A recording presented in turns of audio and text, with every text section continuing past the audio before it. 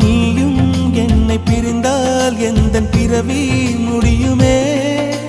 மீண்டும் வந்து சேர்ந்தால் மறுபிறவி தொடருமே.